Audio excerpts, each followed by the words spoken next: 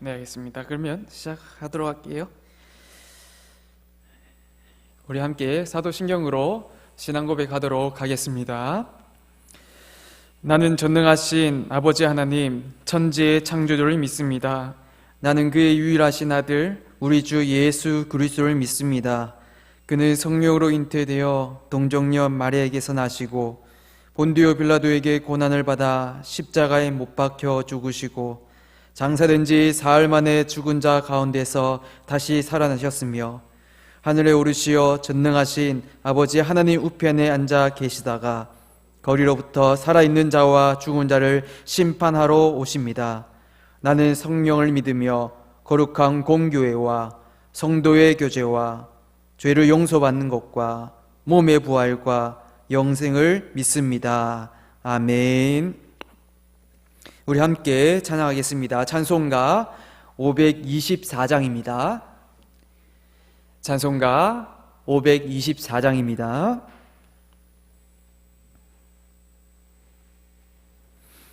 (524장) 우리 함께 한 목소리로 찬양하며 나가도록 하겠습니다. 갈 길을 밝히 보이시니 주 앞에 빨리 나갑시다. 우리를 찾는 구주 예수 곧 오라 하시네. 죄악 벗은 우리 영혼은 기뻐 뛰며 주를 보겠네. 하늘에 계신 주 예수를 영원히 섬기리. 우리를 오라 하시는 말 기쁘게 듣고 순종하세. 구주를 믿기 지체 말고 속속히 나가세. 죄악 벗은 우리 영혼은 기뻐 뛰며 주를 보겠네. 하늘에 계신 주 예수를 영원히 섬기리. 주 오늘 여기 계시오니 다 와서 주의 말씀 듣세. 듣기도 하며 생각하니 참 진리시로다. 죄악 벗은 우리 영혼은 기뻐 뛰며 주를 보겠네.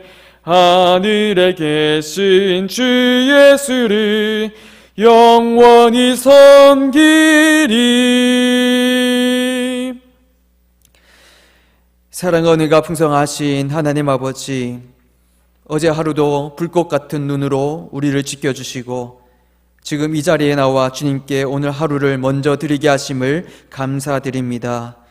한량없는 은혜와 사랑을 언제나 우리에게 쏟아주시는 하나님 아버지, 또한 아무것도 아닌 저희를 위해 독생자 예수를 보내주시어 죄에서 해방시켜 주시고 새로운 피조물로 만들어 주심도 너무나 감사한데, 더 나아가 주님의 자녀로 삼아 주시니 주님의 은혜와 사랑이 얼마나 큰지 하늘을 도화지 삼고 바다를 먹물 삼아도 그 모든 것을 나타내지 못함을 다시 한번 더 고백합니다. 주님의 사랑을 입은 자로서 모든 순간을 주님께 찬양하게 하시고 항상 주님을 위해 살아가는 자들이 되게 하시어 오직 주님만 영광 돌리며 살아가게 하옵소서. 그것이 바로 인간의 첫째 되는 목적임을 믿습니다. 계속해서 코로나 바이러스가 퍼지고 있습니다. 성도들의 가정과 모든 일터에서 주님께서 함께 하시어 정말 주님과 함께 이 모든 어려움을, 이 위기를 잘 견디게 하시옵고 항상 건강의 안정을 위해 항상 우리를 지켜주시옵소서. 또한 다음 세대를 위해서 기도하며 나아갑니다. 유치부에서 청년에 이르기까지 어릴 때부터 주님을 알게 하시고 또 만나는 축복이 있기를 원합니다. 그들의 인생이 주님께 붙잡힌 바 되게 하시고 항상 신앙훈련으로 말미암아 주님께 크게 쓰임받는 기적의 세대가 되게 하여 주시옵소서. 교회를 위해 눈물과 기도로 쏟으시고 또 헌신하시는, 또 수고하시는 모든 손길 위에 주님께서 은혜를 베풀어 주시사 각자 맡은 직분과 사명을 잘 감당케 하여 주시옵소서. 이제 말씀을 듣습니다. 말씀을 전하는 자나 듣는 자나 모두 하나님 말씀 안에서 하나가 되게 하시고 이 말씀을 붙잡고 오늘 하루를 살아가는 자들이 되게 하여 주시옵소서. 오늘 하루 주님께서 지켜주실 걸 믿사오며 이 모든 말씀 예수 그리스도 이름으로 기도드립니다. 아멘. 오늘 말씀은 마태복음 21장 23절부터 32절 말씀입니다. 오늘 말씀 마태복음 21장 23절부터 32절 말씀입니다. 그럼 제가 다 봉독을 해보도록 하겠습니다. 예수께서 성전에 들어가 가르치실새 대제사장들과 백성의 장로들이 나와 이르되 내가 무슨 권위로 이런 일을 하느냐? 또 누가 이 권위를 주었느냐? 예수께서 대답하시되 나도 한 말을 너희에게 물으니 너희가 대답하면 나도 무슨 권위로 이런 일을 하는지 이르리라. 요한의 세례가 어디로부터 왔느냐? 하늘로부터냐? 사람으로부터냐? 그들이 서로 의논하여 이르되 만일 하늘로부터라 하면 어찌하여 그를 믿지 아니하였느냐 할 것이요 만일 사람으로부터라 하면 모든 사람이 요한을 선지자로 여기니 백성이 무섭다 하여 예수께 대답하여 이르되 우리가 알지 못하노라 하니 예수께서 이르시되 나도 무슨 권위로 이런 일을 하는지 너희에게 이르지 아니하리라. 그러나 너희 생각에는 어떠하냐? 어떤 사람에게 두 아들이 있는데 맏아들에게 가서 이르되 얘 오늘 포도원에 가서 일하라 하니 대답하여 이르되 아버지 가겠나이다 하더니 가지 아니하고 둘째 아들에게 가서 또 그와 같이 말하니 대답하여 이르되 실소이다 하였다가 그 후에 뉘우치고 갔으니 그 둘 중에 누가 아버지의 뜻대로 하였느냐? 이르되 둘째 아들이니이다. 예수께서 그들에게 이르시되 내가 진실로 너희에게 이르노니 세리들과 창녀들이 너희들보다 먼저 하나님 나라에 들어가리라. 요한이 의의 도로 너희에게 왔거늘 너희는 그를 믿지 아니하였으되 세리와 창녀는 믿었으며 너희는 이것을 보고도 끝내 뉘우쳐 믿지 아니하였도다. 아멘. 어제 우리 본문에서는 예수님께서 잎만 무성이 펴 있는 열매 맺지 못하는 무화과 나무를 저주하셨던 그 내용을 우리가 함께 살펴보았습니다. 이것은 경건의 모양은 있으나 경건의 능력은 없는 그 이스라엘이 하나님의 심판을 받아 멸망당할 것임을 지금 나타내신 것이죠. 이 사건은 성전을 정화하시는 사건과도 아주 밀접한 그런 연관이 있는데요. 성전 정화 사건이 타락한 유대 종교에 대한 주님의 파산 선고였다면, 그렇다면 어제의 그 말씀 무화과 나무 사건은 바로 이스라엘에 대한 멸망의 선포였던 겁니다. 실제로 이 두 상징적인 사건은요, AD 70년에 이제 예루살렘의 멸망과 성전 파괴로 아주 구체화되어서 일어났습니다. 오늘 우리가 읽은 본문은 그 다음 날에 예수님께서 성전에 올라가셔서 가르치는 그런 내용으로 이어집니다. 그런데 또 문제가 발생하게 되죠. 어떤 문제입니까? 23절 말씀을 우리가 함께 읽어보도록 하겠습니다. 23절입니다. 시작. 예수께서 성전에 들어가 가르치실새 대제사장들과 백성의 장로들이 나와 이르되 내가 무슨 권위로 이런 일을 하느냐?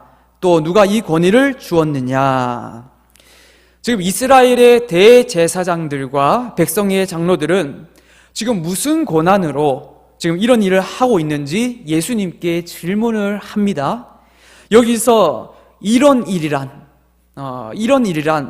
무슨 말이냐? 포괄적으로 말해서 예수님이 예루살렘에 하신 모든 일을 가리키는 겁니다. 그게 무엇입니까? 성전의 정화 사건도 그렇죠. 병자들을 고치신 그 사건도 그렇고요. 그리고 성전에 가르치는 모든 사건들, 이 모든 것들, 이거에 대한 권위와 권한을 지금 묻고 있는 것입니다. 그 당시 성전 마당을 그렇게 사용할 수 있도록, 이용할 수 있도록 허락할 수 있었던 사람들이 바로 대제사장들과 백성들의 장로들이었습니다. 그들은 자신들 나름대로 합법적으로 지금 이 권한을 하나님께 받았고, 그리고 상인들에게 그것을 허락했다고 지금 믿고 있었습니다. 근데 반면에 예수님에게는 그들이 아무런 권한과 권위를 주지 않았습니다. 그래서 무슨 권위로 지금 이런 일을 하느냐, 누가 이 권위를 주었느냐 라는 이 질문에 지금 예수님께서 명확하게 지금 대답하시지 못한다면, 그렇다면 예수님의 권위는 떨어지게 되고요, 그 권위와 권한 없이 이런 일을 했다는 비난과 정죄를 받게 되는 것입니다. 그리고 이 권위와 권한을 하나님께 만약에 받았다고 말한다면, 그렇다면 신성모독이라는 그런 또 다른 죄목을 받게 됩니다. 지금 종교 지도자들은요, 지금 눈에 가시거리가 같은 이 예수님을 제거하기 위해서 아주 완벽한 각본을 준비해서 예수님께 아주 자신 있게 지금 공세를 펼치고 있는 것입니다. 그러나 예수님의 대답은요, 엉뚱한 역공세를 지금 나타났습니다. 지금 24절부터 27절 말씀해 보시면 한마디로 말해서 요한의 세례가 어디로부터 온 것인지 너희가 말한다면 그러면 나도 말하겠다, 예수님도 말하겠다라고 지금 말씀하십니다. 지금 이 질문의 방식은 당시 랍비들이 많이 사용했던 그런 방식들입니다. 예수님은 지금 그들의 음해성 질문을 그들이 자주 사용하는 방법으로 오히려 역으로 질문을 하고 계십니다. 아주 지혜롭게 대처하고 계시는 것이죠. 그래서 이 질문의 의도는, 예수님께서 이렇게 질문을 하신 이유는 이 바리새인들, 한마디로 종교 지도자들의 이 질문의 대답을 회피하시려는 데 있지 않습니다. 회피하려는 게 아니고, 예수님이 무슨 말씀을 하시더라도 그들은 믿거나 또 받아들이지 않고 계속 예수님의 활동을 막을 것이기 때문에 예수님에게 그런 질문을 던질 자격이 지금 그들에게는 없다는 것을 지금 말씀하려는 것입니다. 세례 요한의 권세가 어디로부터 왔는지에 대해서 이 유대 종교 지도자들은 공식적으로 지금 입장을 말하기가 어렵습니다. 왜냐하면 요한의 세례가 만약에 하늘로부터 왔다라고 이렇게 말한다면 그들은 하나님이 보내신 그 자를 시기하여 그리고 죽게 한 것이 되어버리기 때문입니다. 또 반대로 사람에게서 왔다라고 말한다면요, 그러면 세례 요한을 선지자로 여겼던 그 사람들과 대립을 할 수 있기 때문에, 대립하는 그 상황이 생길 수 있기 때문입니다. 그래서 지금 유대 종교 지도자들은요, 혼란에 빠졌고 또 아주 무척 당황하였습니다. 이럴 때 그들이 할 수 있는 대답이 무엇입니까? 오늘의 본문에 나와 있듯이요, 모른다는 것뿐입니다. 모른다. 유대 종교 지도자들은 정작 두려워해야 할 하나님 대신에 자신의 정치적으로나 아니면 종교적으로 입지와 기득권을 유지하기 위하여 지지받아야 할 백성들의 민심을 두려워했습니다. 하나님이 아니라 지금 눈치 보면서 백성들의 민심을 두려워했습니다. 사랑하는 성도 여러분, 여러분은 과연 누구를 두려워하고 계십니까? 하나님인가? 아니면 나를 평가하는 그런 사람들의 시선인가? 세상 가운데 살고 있는 그리스도인들이 매일 점검해 보아야 할 그런 질문입니다. 사실 나는 누구를 두려워하며 지금 살아가고 있는가?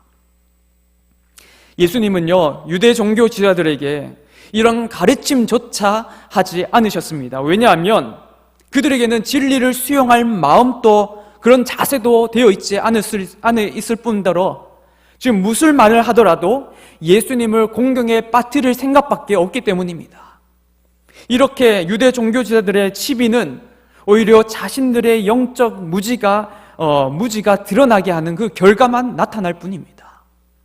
예수님은 28절부터 30절까지 비유를 계속해서 말씀하시면서 이어가시는데요, 보시면 자신의 권위에 대한 것뿐만 아니라 지금 세례 요한에 대해서도, 유대 종교 지도자들의 불신과 또 위선에 대해서도, 그리고 이스라엘의 앞날에 일어날 일에 대해서도 아주 명쾌한 대답을 해 주셨습니다. 예수님과 요한의 권위는 하나님에게서 나온 것이며 이스라엘, 특히 그 지도자들이 이것을 거부하고 있다는 것이 바로 답이었습니다. 그 비유의 내용은 다음과 같습니다. 어느 아버지에게 지금 두 아들이 있었는데, 처음에 맏아들은 처음에 일하러 가겠다고 하였지만 나중에 어떻게 했습니까? 갔습니까? 안 갔습니까? 안 갔죠. 가지 않음으로써 아버지의 뜻을 어겼고요. 그리고 둘째 아들은 처음에는 가지 않겠다고 했지만 나중에는 다시 뉘치고 아버지의 말대로 뜻에 따라 그렇게 포도원에 들어감으로써 결국 아버지의 뜻을 따랐다라는 그런 내용입니다. 포도원은 무엇을 지금 비유하고 있느냐? 바로 하나님의 나라를 말합니다. 아버지의 뜻을 행한 사람이 누구냐는 이 예수님의 질문에 유대 지도자들은 뭐라고 대답합니까? 둘째 아들이라고 말합니다.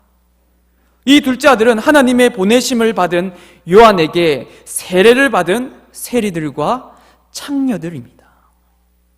맏아들은 하나님의 사람들이라고 자부하면서 그렇게 내세우면서 세례 요한의 말을 믿지 않는 그 당시 유대의 종교 지도자들을 비유합니다. 예수님의 결론은 세리와 창녀들이 너희보다 먼저 하나님 나라에 들어간다는 겁니다. 세리와 창녀들이 요한의 세례를 받음으로써 하나님의 뜻을 따랐기 때문입니다. 여기서 우리는 마태복음 7장 21절의 말씀을 떠오르게 되죠. 뭡니까? 나더러 주여 주여 하는 자마다 다 천국에 들어가지 않을 것이다. 다만 누구 뜻대로 행하는 자라야? 하늘에 계신 아버지의 뜻대로 행하는 자라야 들어간다라고 말합니다. 천국의 복음을 듣고 회개하고 믿는 사람들은 어떤 조건이나 상황에 관계없이 하나님 나라의 백성으로, 천국 백성으로 그렇게 인정이 됩니다. 반대로 이를 거부하고 하나님과의 뜻과는 거리가 먼 인간의 유전에 따라 행동하고 자신의 유익과 이익에 따라 자신의 뜻대로 살아가려는, 스스로 의인인 척하고 교만히 행하며 회개할 줄 모르는 사람은, 더 나아가 메시아이신 그 예수님까지 핍박하고 십자가에 못 박아 죽음까지 내몰았던 그들은 하나님 나라의 백성임을 스스로 지금 거부하는 꼴이 되었습니다.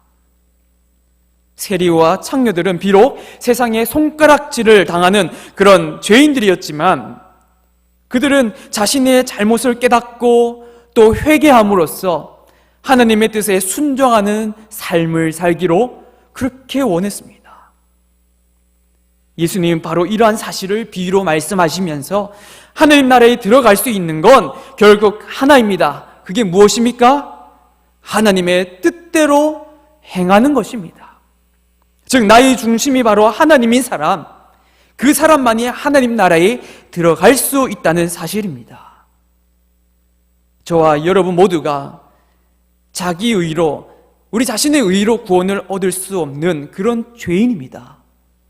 그러나 오직 회개와 또 하나님의 은혜 그리고 믿음으로 말미암아 구원에 이를 수 있게 되었습니다. 하나님은 모든 사람에게 이것을 원하십니다. 하나님은 단지 우리가 구원에 이르는 것을 원하십니다.